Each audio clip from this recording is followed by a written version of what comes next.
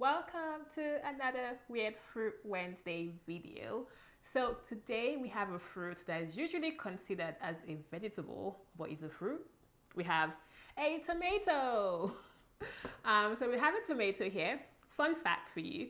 Did you know that tomatoes were actually domesticated by the Mexicans? Yeah, shout out to all the Mexicans that watch my video. I guess none of you are Mexican. But yeah, so tomatoes were actually domesticated by the Mexicans, the Aztecs in Mexico. The Aztec word for them is actually tomatil, which basically translates into plum fruits. I mean, they're also really plump and soft and squishy. Well, if you get a ripe one, they're meant to be squishy. So yeah, like we said, the tomatoes are usually considered a vegetable due to a couple factors. One, they're pretty low in sugar. They're not as sweet as your regular fruit. They have some savory glutamic acids and also some aromatic sulfuric acids in them. So basically, the savory glutamic acids and the aromatic sulfur acids or compounds are found in meat. They are usually found in meat produce. So that's why tomatoes complement meat so well, and they also cook well in savory sauces. So we have a couple varieties of tomatoes. We have the hothouse, we have the heirloom tomato variety, we have Roma. Roma is the small oval shaped one, and we also have the vine. So we're going to try all of them and see which one is the sweetest, or I know they're not very sweet, but which one has a nicer flavor profile to them amongst all the varieties of tomatoes. Okay, so the first one we're gonna go is the very popular one, Roma. So this is the Roma variety. So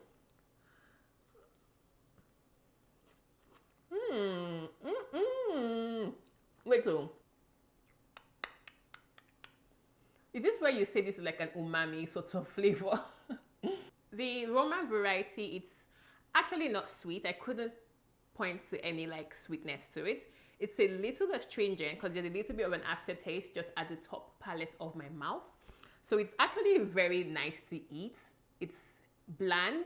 It's bland in terms of like other flavor profiles where you meet sourness, sweetness, saltiness. So it doesn't really meet any of those marks. But I do quite like eating it. It was fun to eat it. It was also a little crunchy as well. So the next one we're going to try the vine variety. So this is usually the ones that you find that are still sort of attached to the vine.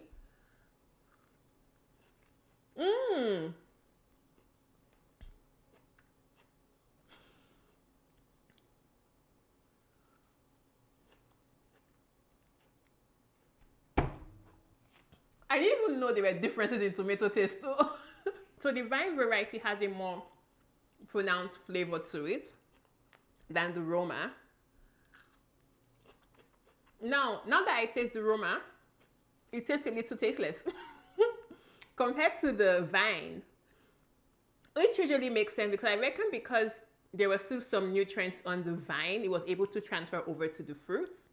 So the vine variety probably had a little more time to mature and ripen when it was still connected to its source of nutrients.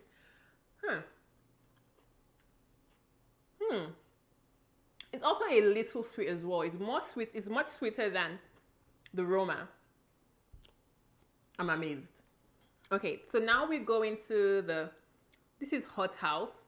Hothouse looks a little weird because half of it is jelly, half of it is just the fruit wall.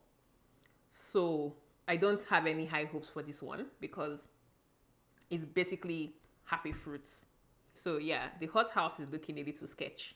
So let's go in with how I normally bite into a tomato. Yeah, this is water. No, the hothouse is whack.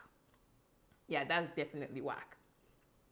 Nah, the hothouse isn't good. It's a little like flavorless. This is what you basically call a flavorless tomato. So now we have the last one. It's a little green.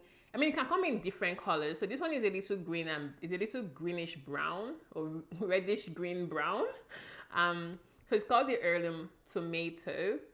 Looks very juicy and jelly-like as well. So let's see.